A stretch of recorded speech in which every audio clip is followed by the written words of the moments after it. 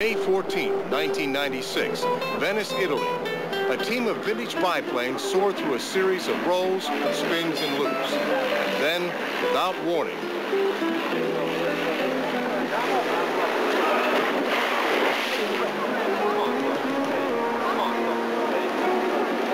Italian aviation officials determined the gusting winds caused two of the planes to collide. What at first appears as a harmless touch sends the yellow biplane into an out-of-control nosedive.